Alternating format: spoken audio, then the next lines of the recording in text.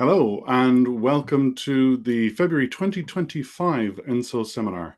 Our seminar this month will be given by Giovanna Colombetti from the University of Exeter and is a paper co-written with Juan Diego Bogotá from, I'm going to mispronounce this, Juan Diego, the University of Uvascula. Is that? Yeah, that's great. That's great. Okay, so Giovanna will be known to many working within sort of an active embodied approaches to cognitive science. She's a philosopher with a background in philosophy and cognitive science and works primarily in the fields of embodied and situated cognition with a particular interest in emotion and other affective phenomena. Her approach to research and teaching is pluralistic and interdisciplinary, as all of the best research is, drawing liberally from phenomenology, analytic philosophy, as well as theoretical and experimental work in the cognitive and the social sciences. To the audience of the ENSO seminar, she's probably best known as the author of The Feeling Body, Affective Science Meets the Inactive Mind. It's from 2014. And as I think she might speak just a little bit about in a few moments, Giovanna's also working on another book, which I guess I'll let her introduce. And Giovanna's also coordinates the Mind, Body and Culture Research Group at the University of Exeter. Juan Diego completed his doctoral studies with Giovanna at Exeter, but is now postdoc at the University of Uvascula. Again, I will sort of take a breath before going for that one again. And so you are, I think Giovanna is going to do most of the talking today, but you are both very welcome. And thanks very much for coming on and for sharing your research with the seminars. Yeah. Thank you. Yeah. So am I supposed to share my slides now? Yeah. You can. Well, actually, if we'll do. Oh no, that's right. You do your thing. Yeah, that's right. Sorry, just the pause. Maybe you want commercial break. Yeah, that's it. Yeah, that's right. So, just as we sometimes do to kick things off, we'll start with a commercial break, and this is to advertise a special issue of the journal Topoi, which the submissions were from last May, but the actual papers have been coming out for some time now. Is that right?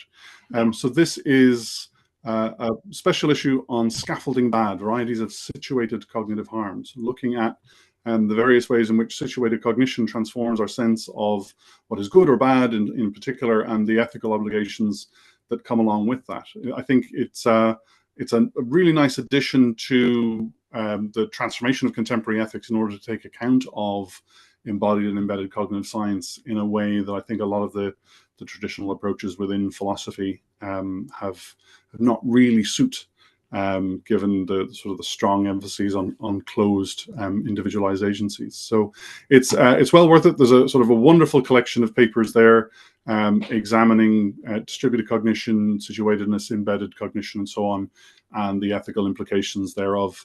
It's one, in fact, I'd hoped to be able to contribute to myself, but wasn't able to make make it work, unfortunately, given the timeline involved. But developed by David Spurritt at the University of KwaZulu-Natal, sorry, in South Africa, by Giovanna and also by John Sutton, who's emeritus professor at Macquarie. So well worth your perusal. I guess have I missed anything there, Giovanna? Is there any aspect of that that you want to sort of emphasize? No, I mean, it's a very, very diverse issue because it's lots of papers, but I'm sure an activist or for people will find something to their taste. Yes, indeed. No, absolutely. It's a good one. Like I said, I'm mostly just jealous I didn't get to sort of join in, but there's some really nice papers there. So yeah, so I guess that will sort of, with enough ado for the moment, we have a number of people watching live, so I guess we will at this point they'll have all caught up, settled in, have their cups of coffee nestled in hand, and so I will invite you, Giovanna, to share your screen and present our seminar today. Okay.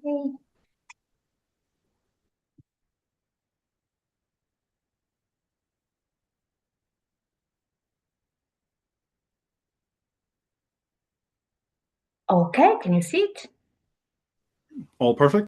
Great. Okay, so yeah, hello everyone, and hello Marek again, and thank you very much for this opportunity. also official thank you, public thank you for keeping up this seminar series, which is really a fantastic resource.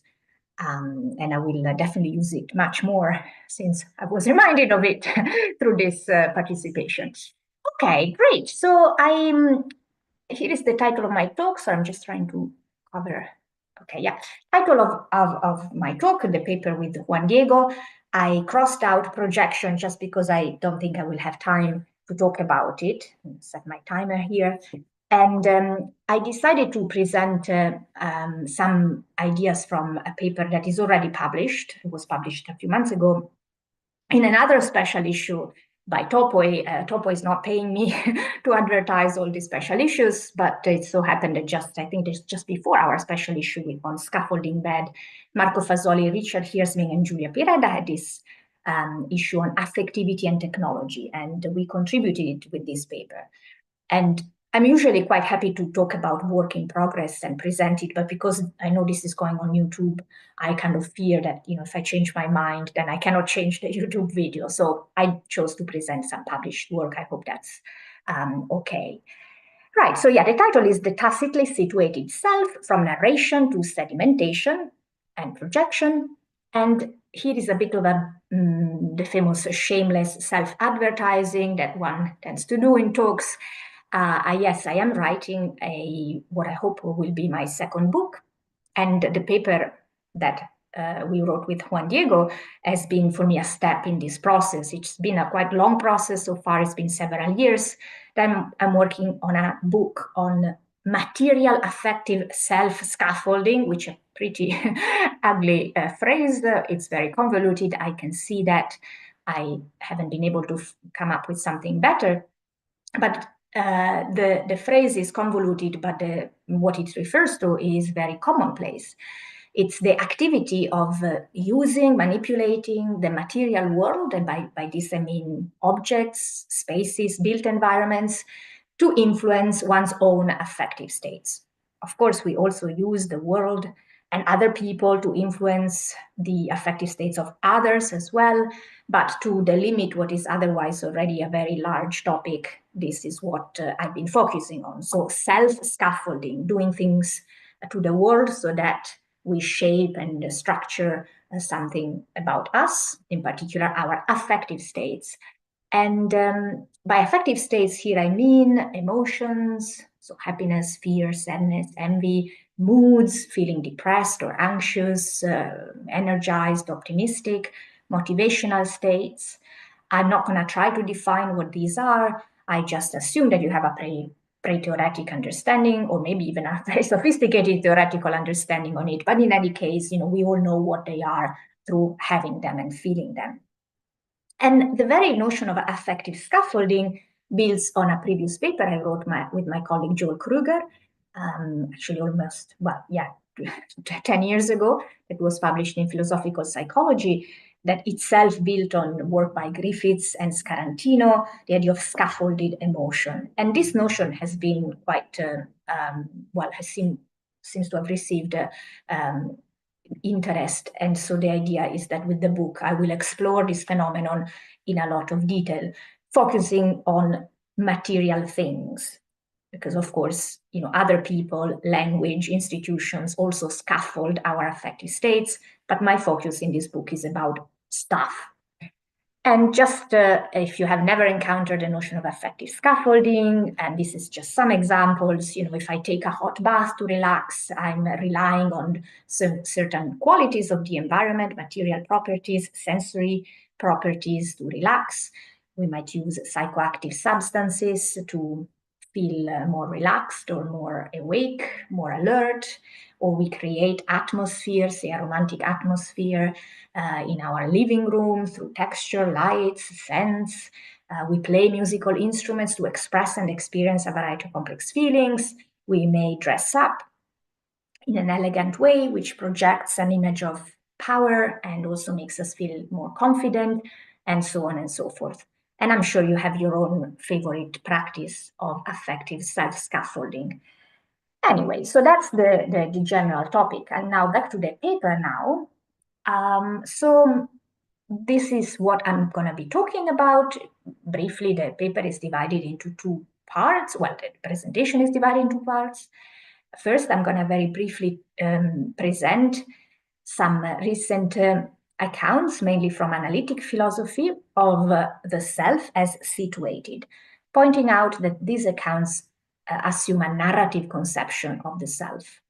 And then I'm going to present an alternative.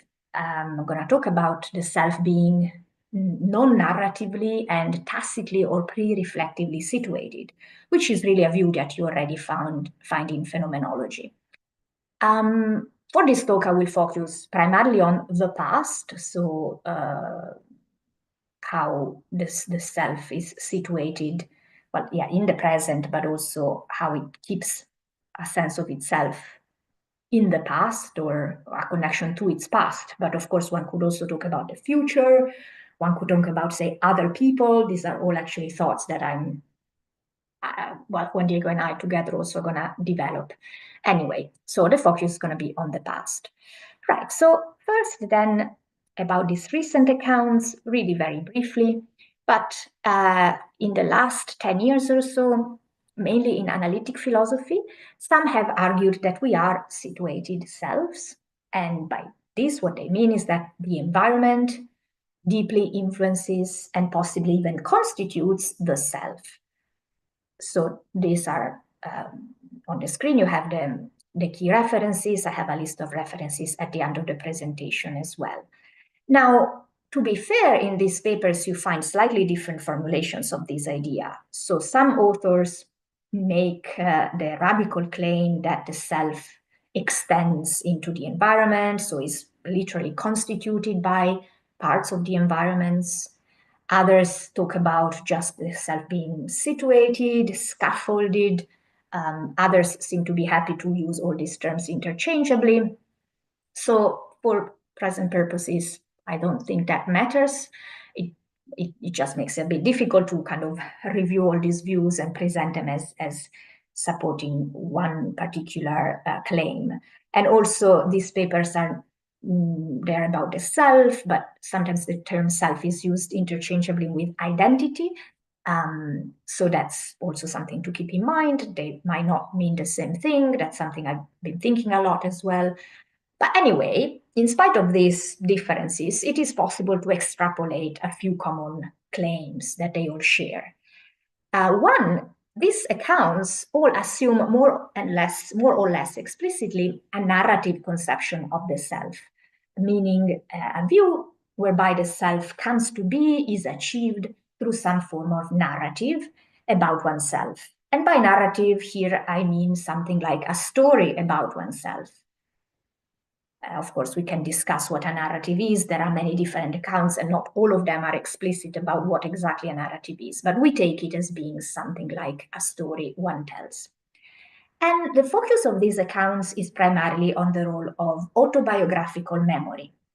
Now, autobiographical memory in cognitive science is a form of declarative or explicit memory, together with, say, episodic memory. And declarative memory is explicit in that it requires explicitly thinking back to the past and reflecting on some event from one's own past, in the case of autobiographical memory, and thereby also we are able to declare it or tell it to others. Of all the papers I listed before, I think the 2018 paper by Richard Heersming is the one that develops this narrative, situated view of the self in most detail. So I'm going to just briefly sum it up here. So Heersming, who is a philosopher who is now in Tilburg, he says that the self is essentially a narrative construct realized by autobiographical memory systems. He also says the self is a self-narrative. And then he argues that self-narratives are distributed. By this, he means constructed out of interactions with external artifacts and other people. So he also talks about other people. Here I'm going to focus only on the artifacts bit. And in the context of this discussion of the distributed narrative self, he introduces the notion of evocative objects. In fact, this is a term he takes from Sherry Turkle, who has a book, edited a book with the same title, Evocative Objects. It's a very nice book full of short essays by people who talk about objects that are special to them. I don't think Hirsming uses the term evocative objects exactly as Turkle does, but it doesn't matter. What Hirsming means by evocative objects is objects we use to structure and maintain our self-narratives as they evoke autobiographical memories. And examples could be pictures of loved ones, souvenirs of holidays, journals, personal diaries, where we tell, we keep track of things that have happened to us. And then we look back at them and recollect and remember who we were or have been and still are. Hirsming also mentions the case of life logs. These are detailed databases about one's life, created through the use of self-tracking technologies, such as smartphones with sensors, wearable cameras, devices that trace one's activity on social media, and so on. And there are clearly various people who are into this project of tracking their life with lots of different devices. And Hirsming gives this as a paradigm example of what it is to construct and maintain one's self, in particular one's narrative self, right, through this device that represent one's past and help trigger autobiographical memories. So, Juan Diego and I agree this is all very plausible. I think it's definitely the case that the self can be maintained through interactions with parts of the environment that facilitate or even constitute, if one wants to make a more radical claim, the self in the sense of a narrative self. And certainly objects from one's past or objects about one's past are a good example because they stimulate and maintain autobiographical memories. So the self is not just a narrative self. That's what we claim in the paper. This is really something that is a basic point in phenomenology, I would say, as well. And therefore, we think that the view that Hirsming puts forward of the self as a narrative and the self as situated through autobiographical memory needs to be complemented by a view of the situated self that does not depend on self-narratives. And we find such a view already in the classical phenomenological literature. So in fact, we could argue in our paper, we really just say, look, there are these recent works in analytic philosophy that are situating the self, but look at phenomenology.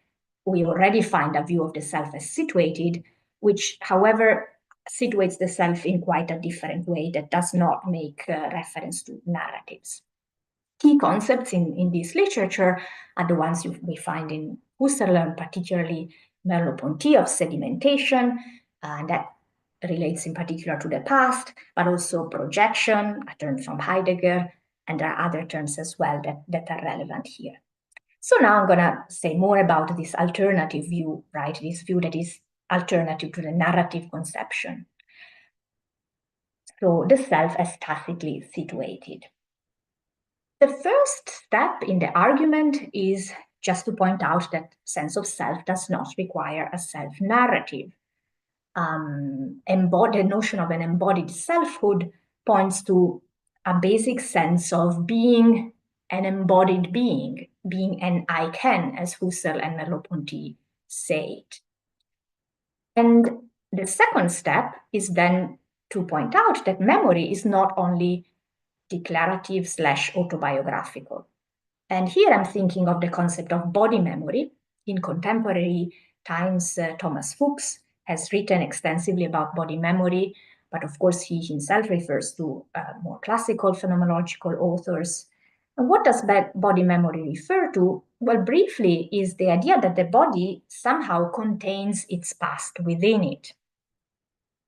And this body memory is formed through repeated interactions with one's environment. So as one acts in the world, repeated activities, routine activities, leave a trace in the body, if you want, carving it in various ways. And I mean, a good example, you have it right now as you're listening to me, I have I'm aware, an Italian accent.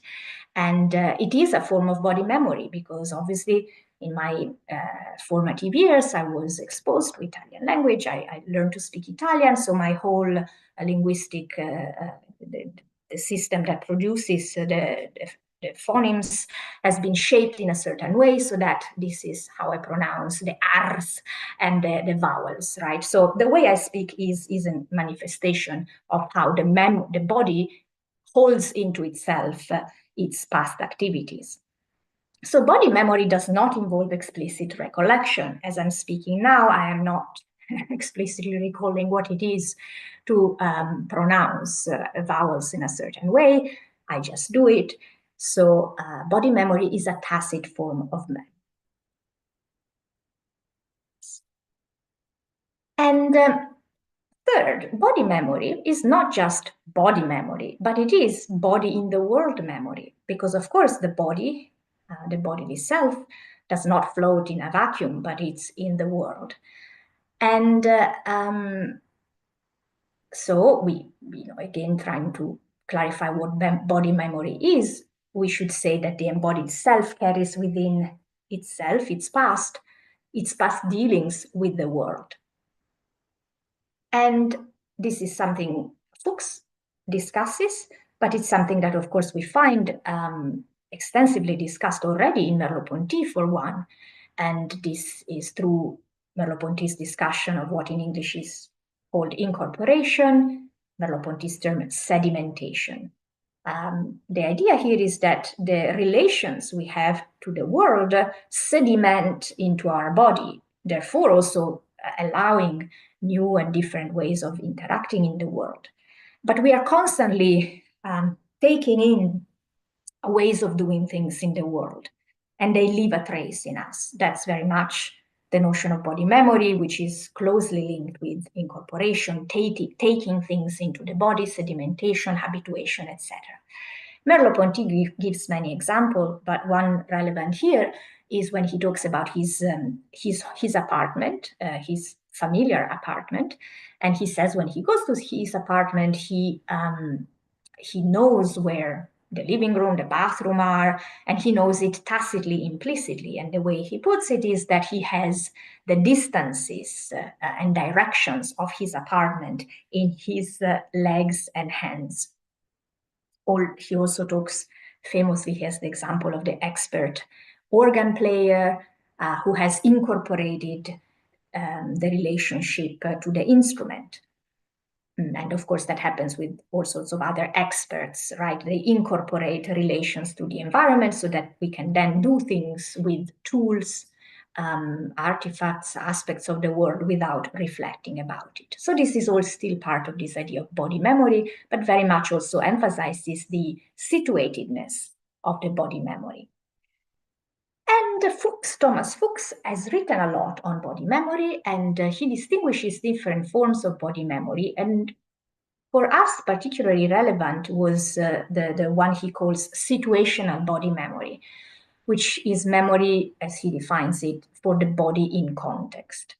And in discussing situational body memory, Fuchs also mentions that it involves a bodily remembered familiarity with the world. And here he also quotes the wonderful work of Gaston Bachelard in The Poetics of Space, where Bachelard develops a phenomenology of the home and discusses the emotions we feel when we are in our first home or the native home, or in any case, the home where we spend most of our life, if we are lucky to have had such a home.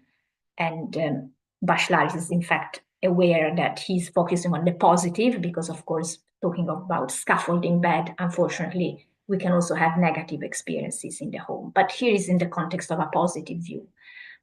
And I have to thank Fuchs, because I have fallen in love with Bachelard's work through reading Fuchs. And I want to quote a passage from Bachelard's Poetics of Space, which actually is the one that Fuchs also quotes, because it is really quite relevant here for the argument. Here it is. I'm not going to read it all, just the highlighted parts. So Bachelard is talking here about the experience of going back to one's native home after many, many years of being away. And he says, but over and beyond our memories, the house we were born in is physically inscribed in us. We would find, when we go back to our home, we would find our way in the dark to the distant attic, meaning we know where it is without seeing. We have it in our body, in us. He also says the feel of the tiniest latch has remained in our hands. But we are very surprised when we return to the old house after an odyssey of many years to find that the most delicate gestures, the earliest gestures suddenly come alive, are still faultless. The word habit is too worn a word to express this passionate liaison of our bodies, which do not forget with an unforgettable house. Right. So in sum, I think I just derived get to the key point here that Bachelard and other phenomenologists are saying that our past relations to the material world are deeply entrenched in our bodies, yet tacitly. And this in itself would be enough to make the point that the self is situated and remembers its past non-narratively. So Heersming and others say interesting things when they talk about how the self is situated through this narration that is distributed over objects. But remember that phenomenologists and contemporary theories like Thomas Fuchs have long emphasized this body memory, which is also a situated body memory. Okay.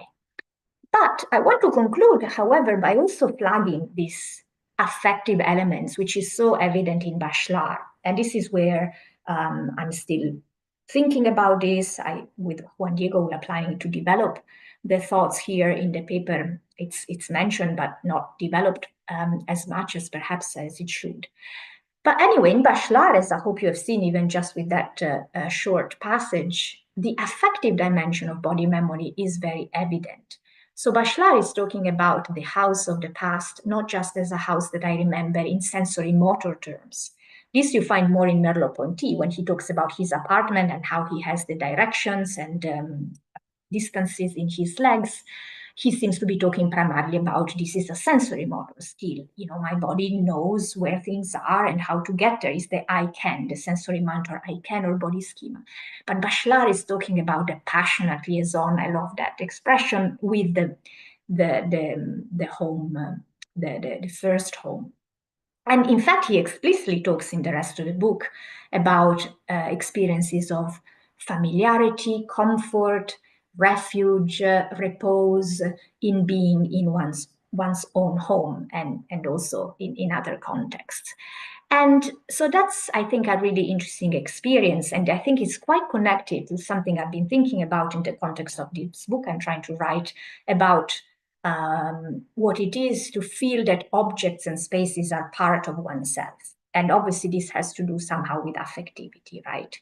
But for here, I'll just mention how these experiences of familiarity, comfort, etc., and being in one's home are not always apparent or explicit. In fact, we realize how much we have become used to certain items and how much they are part of our sense of self, in, if you want, exceptional or rare circumstances, such as the one that is described by Bachelard, returning to one's native home after many years. He says, we are surprised by how familiar it all feels still.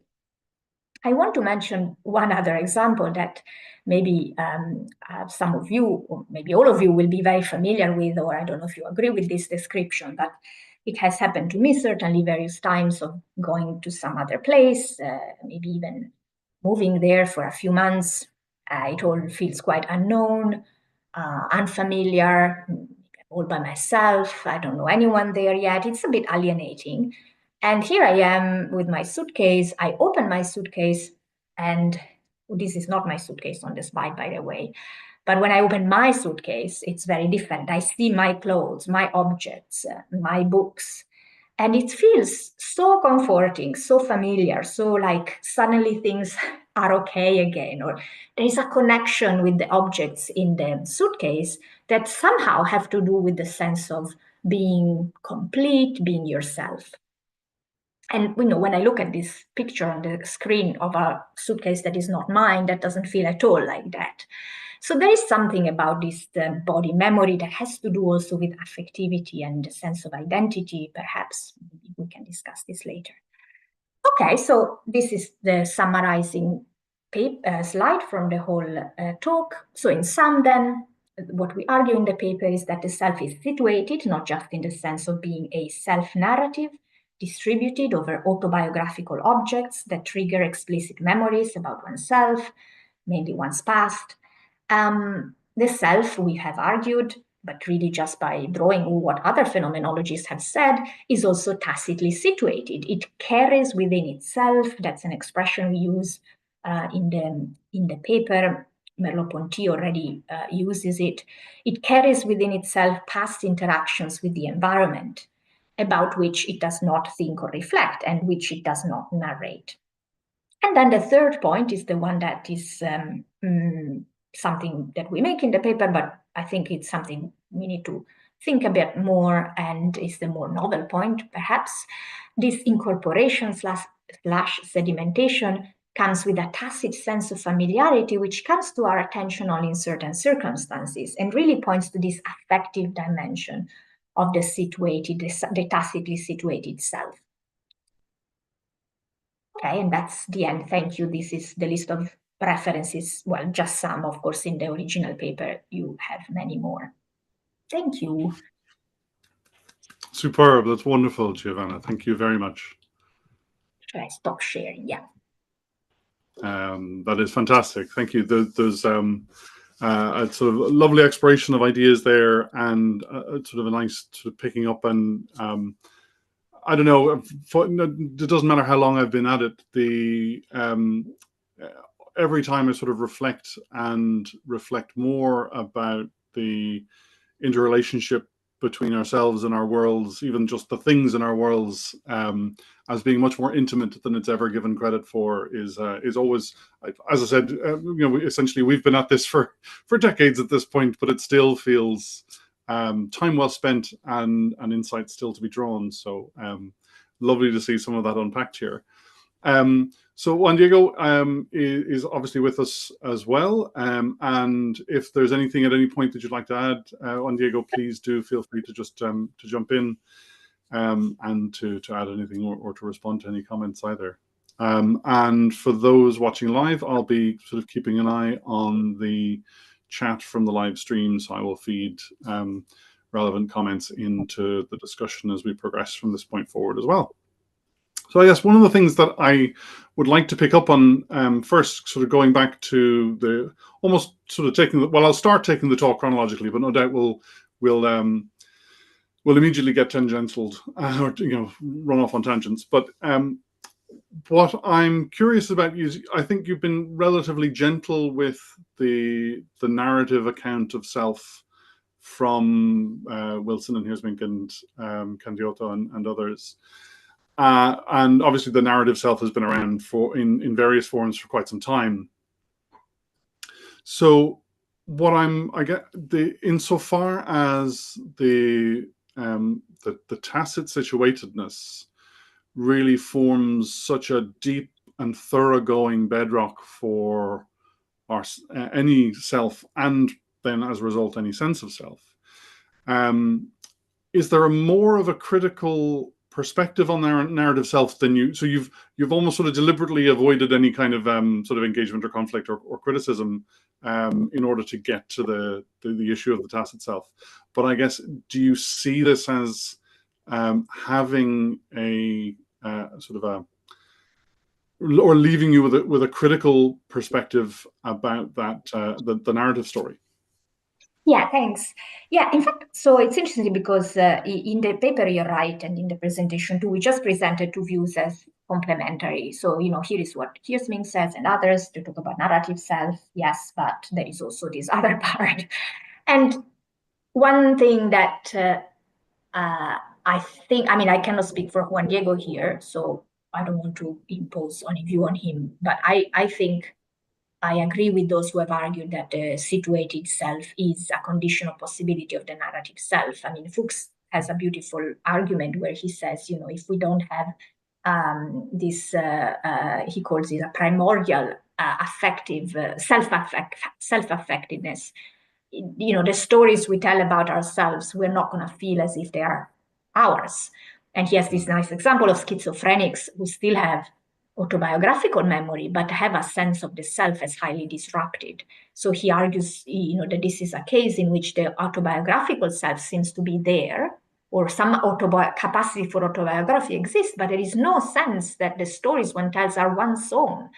So there seems to be a foundational character of the embodied self. Yeah, but I'm not going to be controversial, and I don't want to. I think the narrative self also is there. Clearly, I tell lots of stories about me and myself, and they somehow, what's the word? There is a nice word in English. They infect. They get into my sense of myself, and it's not that obvious that we can always access this. Non-narratives, because after all, we live in a linguistic world. So I think the narrative self is important. I think we definitely construct part of our identities through narration, but it cannot be the whole story. And for me, that's what the paper is doing, is to remind ourselves that there is a basic way of being situated, which comes from our embodiment, and it's also already incredibly effective. But it's I think the two can be both held together, but not just the narrative self. No, that it cannot hold. It's I guess, and clearly I'm coming at this from a particularly enactive perspective, which I know not everyone is obviously going to have commitments to sort of all the specific details of kind of more than one kind of enactive approach. But I'm thinking in the sense that the tacit self is necessarily enacted in many ways, right? So it is. I hadn't come across Bachelard before, so it sounds wonderful. But the idea that the term habit just doesn't do justice to the sort of how fundamentally sedimented the sort of practices and routines and actions are, but nevertheless they're present in the action of it, and I guess there's always a sort of a hint of stories, perhaps because of how much stories have been bound up with text in modern history, that a story has a certain unitariness and coherence and consistency over time, in a way that a habit doesn't necessarily do so, because the habit only exists in the enactment, whereas the idea is that, well, this story might just be there. Whereas I think there's an interesting implication from, once we recognize the situatedness as being tacit, as being sort of grounded in that those skills and habits, that the narratives are enacted too, that they are, as you said, you tell lots of stories. There's not just one big story you tell about yourself. There's lots of them, and their context, the story and the telling is itself situated too. Yeah, no, absolutely. I think that's definitely key here, to regard the narrative as a practice. And in that sense, I think we enact narratives, and they enact us, they shape us in return. And they are. So I very much understand narratives in that way. And the literature narrative is huge, but so I can't pretend I'm an expert of it. But I know that narrative scholars, they say, the stories, these narratives we are talking about, they don't need to be necessarily coherent. They can also be partial. So there is an attempt to say, look, we don't have to have the narrative of life doesn't have to be coherent, but it's still some partial stories we tell ourselves in certain contexts. And I think this have to be compatible with more embodied stories. It's the body that speaks. So, can I say something here? Sure. Yeah, I fully agree with Giovanna that it's not a matter of rejecting the concept of a narrative self. Perhaps a problem arises when somebody says that is the self. There's nothing else apart from narrative self-interpretation. And I find that kind of claim kind of odd, because when you're narrativizing yourself, you're just trying to, like, it's a process of sense making, right? It's a practice in which we use language to try to structure something that, and this is the important bit, is kind of already there. There's already like a tacit or like pre-understanding of something being there that we want to organize in a linguistic manner. And I think that's very important because that already shows that there's at least two layers, perhaps more, of what we call the self. But I also think it's quite interesting to think about cases in which there's like a feedback loop of sorts, because of course, when we kind of interpret ourselves as being philosophers or psychologists or as this or that, you can also assume certain bodily practices that are associated with this more linguistic categories, and that might actually change this more tacit level. So sedimentation is that essentially, just kind of letting things from the outside, from the quote unquote outside, to be built into your sense of like tacit sense of self through habits and ways of engaging with the world. So it's interesting to think about this kind of feedback loop, but it doesn't mean that the tacit perfect level is not primary in a sense. No, yeah, absolutely. That makes a lot of sense. And it's whenever we have this notion of as you sort of describe them, two levels or two domains or what have you, the temptation is to layer them on top of one another as though they were just this sort of laminar just stack of things, rather than as you sort of so rightly point out, the feedback loop is always there. The narrative transforms the tacit and vice versa. So I guess a huge part of it will then be a question over what kinds of timescales we're talking about.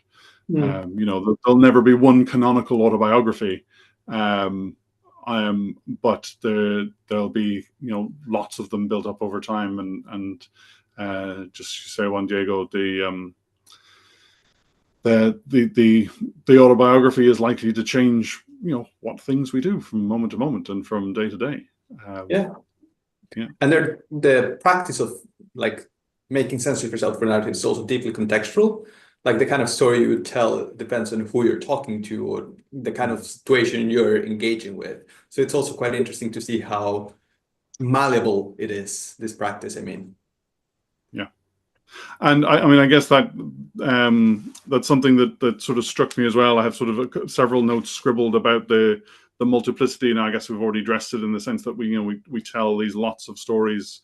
But I guess one of the things that it talks a little bit about transformation of self, and there's two very closely related questions, and I guess I might throw out both of them, and you can ignore one, or it might be that they're sufficiently closely related that they can both be sort of captured together.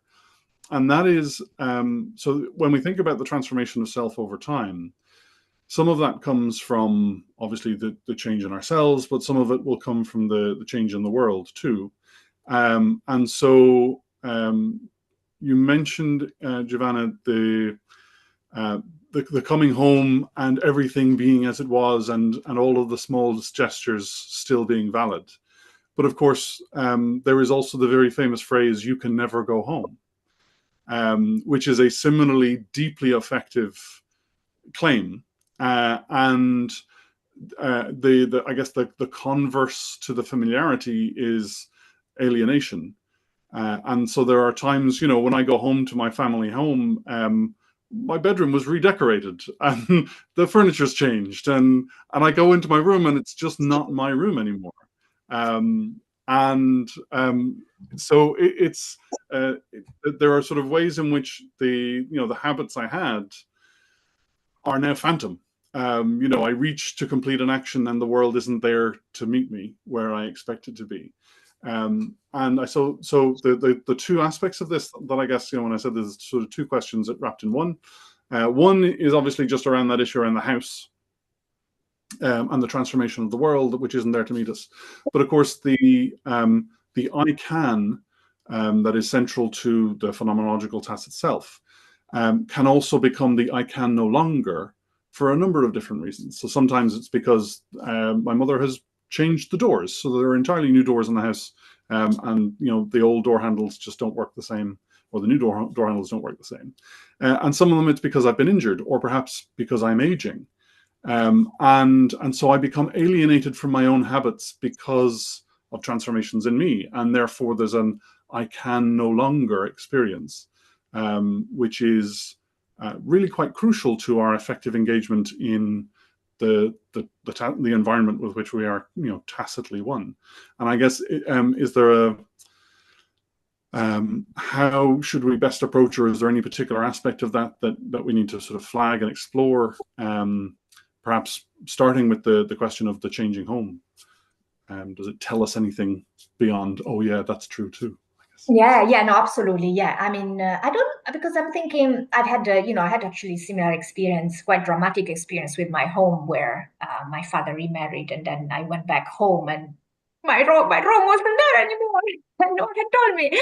But I think that's interesting because, I had the expectation of seeing my room there. And so the house, the room of my youth had inscribed itself into me. Likewise, also the habit of going back home and going to the room and seeing all my things. And then I entered the room and I had that trauma of not seeing it there, right? And so, but Bachelard is still right there. It was my room of the past that had inscribed itself into me. And then it's the shock.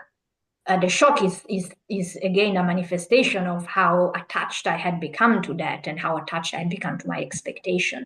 So in that sense, I think that is still, is still in line with what Bachelard is saying. But you're also pointing out that indeed the world does change as well. And then if we have these entrenched body memories, then we can be shocked or traumatized in various ways, if then the change is sudden, right? We have all sorts of ways in which our habits get disrupted. And if it's very, changes happen very suddenly, then we go, oh. But I think that's precisely because our bodies had sedimented in a certain way. But yeah, and then there is that the I cannot. So obviously, if I change in some way and I cannot go home anymore, that is going to have various implications. I'm thinking it also depends on why I cannot and what exactly is making me. But if it's, here is maybe a bit like the phantom pain. You did use the word phantom, didn't you? And, there will be maybe a longing to go back for a while, but then I somehow readjust, and together with the I cannot, then I change my expectations, perhaps. It's an empirical question in part. Yeah. I don't know if Juan Diego wants to add anything about this. He probably jumps in if he wants to say, but yeah. I was just thinking about, recently I've been working on habits, and I was reading about kind of pragmatist approaches to habits and how, for example, Dewey takes a habit to be constituted by both essentially the bodily capacities of the subject and the environment. So it's like this situated relational phenomenon. And I thought that was quite interesting because it explains why when something in the environment changes, there's like a degree of uncanniness to it. So if you go back to your family home and the material environment has changed, in a sense, of course, you have the I can engage with the environment in certain ways, but something changed. The habit is not working as it should, so to speak. So there's I do think that may give rise to a sense of alienation, as you called it, or uncanniness. So it's like almost this tension between it is the same environment, it is the same home, so familiarity, but also it is not truly the same. So it's like this kind of fascinating tension, essentially, I think. Yeah, it's a sort of particularly curious one. I guess it reinforces that we are multiply situated, that we're situated in sort of lots of different interlocking networks of things. The house still works, but my house is a little bit different.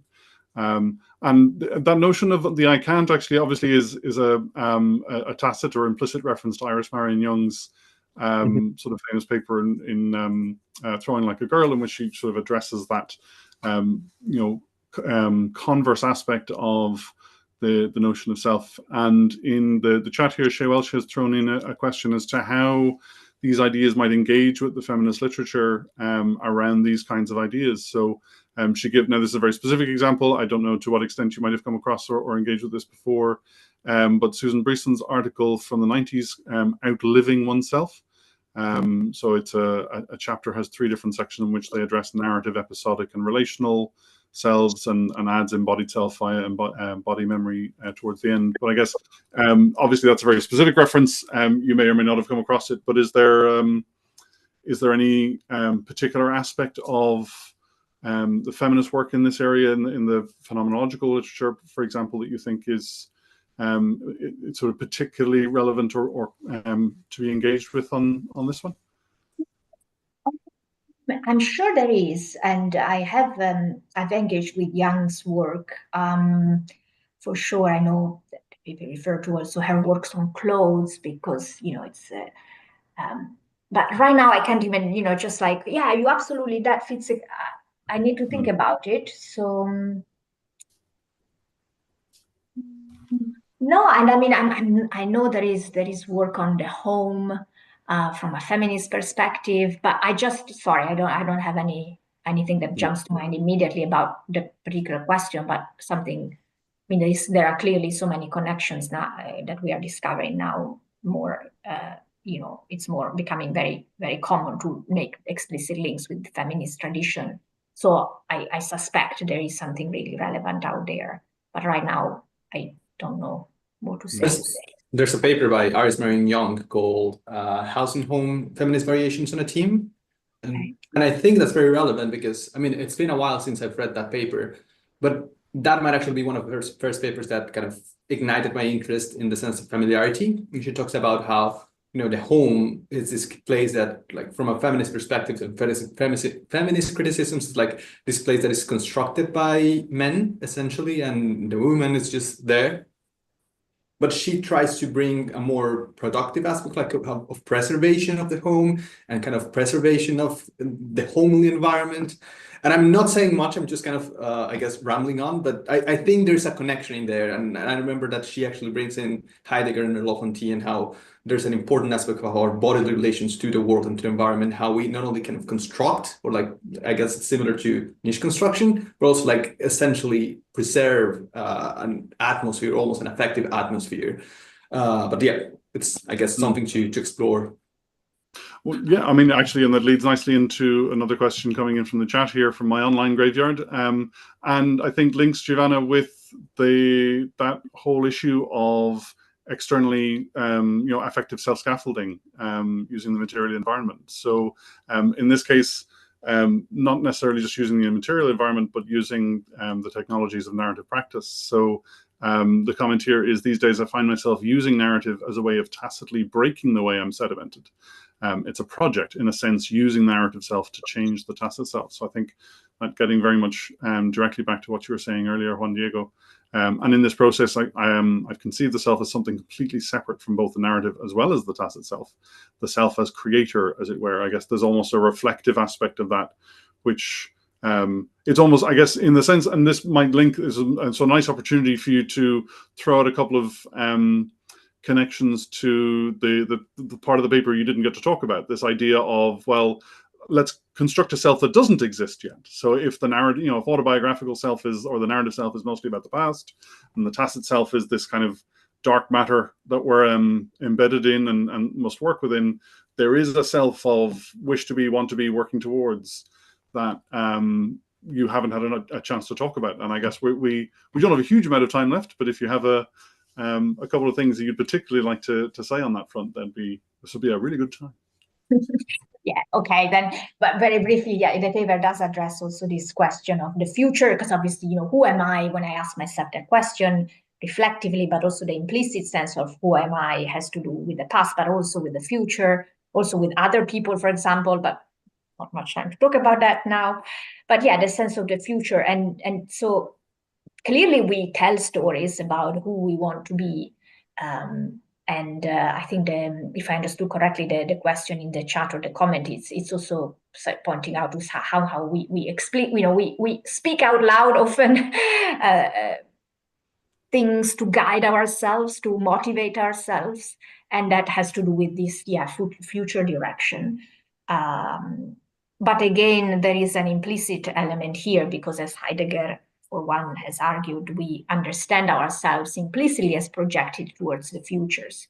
And that is also very much linked to how we understand tools, artifacts as something in order to, so the implicit self is also implicitly projected towards the future. And this projection is entangled with, again, things, stuff, artifacts, among other things.